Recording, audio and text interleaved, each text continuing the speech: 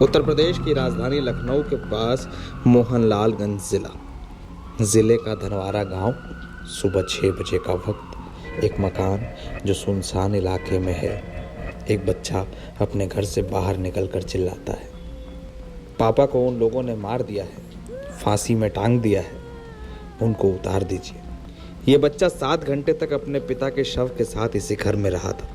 ये घर इस गांव के रहने वाले प्रदीप और ज्योति का था। इस कहानी में एक और पात्र था, नाम रंगोली, ज्योति का प्रेमी, जो कुछ वक्त पहले ही उसके संपर्क में आया था। कहानी और आरोप ये है कि ज्योति ने अपने प्रेमी रंगोली के साथ मिलकर अपने पति प्रदीप को मारने के बाद उसकी लाश को टांग दिया और उसके बाद वहां से भाग गई। शुरुआत में ये घटना आत्महत्या लगती थी, लेकिन 11 साल के बच्चे ने जब इसका खुलासा किया, गांव वालों के रोंगटे खड़े हो गए।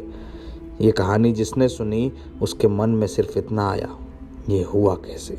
प्रदीप का बेटा आर्यन सिंह कहता है कि रात करीब 8 बजे उसकी माँ ज्योति और उसके मामा यानी माँ का प्रेमी रंगोली घर आए थे। सबसे पहले मम्मी और मामा ने मिलकर पहले पापा को बेरहमी से पीटा और फिर मम्मी मेरी छोटी बहन लाडो को लेकर घर से चली गई। इसके बाद मामा ने मुझे घर पर बने एक कमरे में कैद कर दिया। नीचे मेरे पापा को फंदे से लटका दिया। पापा को फंदे से लटकाने के बाद मुझे खोला तो मैंने देखा कि पापा फंदे से लटक रहे हैं। मैंने पापा को कुर्सी दी, लेकिन उनके पैर से लगकर कुर्सी गिर गई।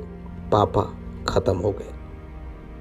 यह कहानी गांव के लोगों ने सुनी तो मन कांप गया। ज्योति और उसका प्रेमी रंगोली फिलहाल फरार हैं। पुलिस इन सब की तलाश कर रही है।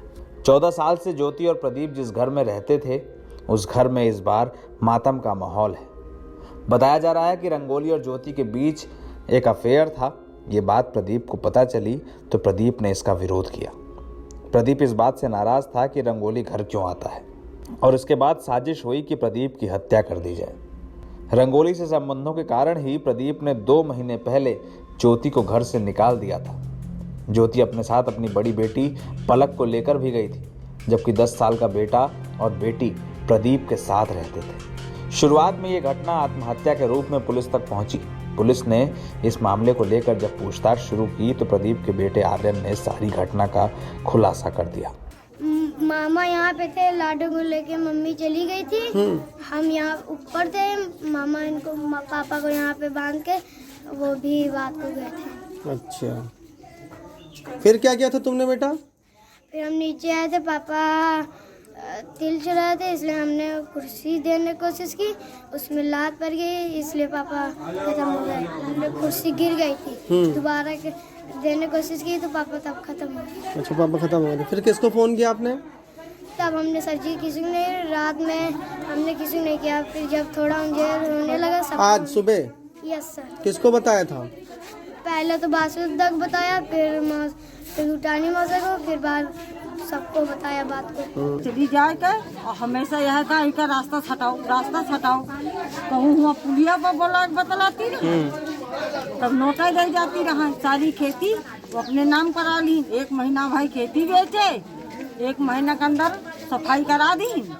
चरित्रहीन औरत है, 4 साल पे वो इनके घर में रहती है।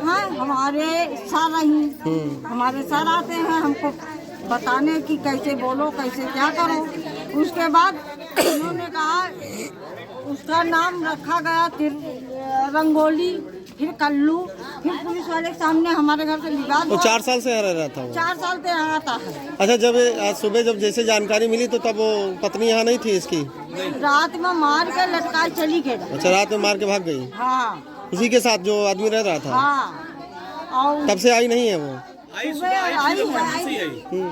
सुबह उसको पता नहीं चला कौन उसको करके बताया प्रदीप मर गए हैं। अपने ही सुबह लेके आई बेटी को, दोनों बेटियों को लेके भाग गई थी रात में। यहाँ सुबह आई है, लड़के को छोड़ गई थी यहाँ ऊपर कमरे में। और लड़का बता रहा है जब पापा को मार रही थी तो हम लोग रो रहे थे, तो हमको उठाकर ऊपर कमरे में बंद कर दिया, पापा को मार कर लटका कर, उसके बाद दरवाजा खोलकर निकल गई। परिजनों ने योगेंद्र उर्फ रंगोली नाम के युवक पर हत्या का आरोप लगाते हुए अब तहरीर दी है। पुलिस ने इस मामले में एक केस दर्ज किया है। वहीं प्रदीप की पत्नी ज्योति को हिरासत में लिए जाने की खबरें सामने आ रही हैं, लेकिन पुलिस ने इस पर कोई बयान नहीं दिया है।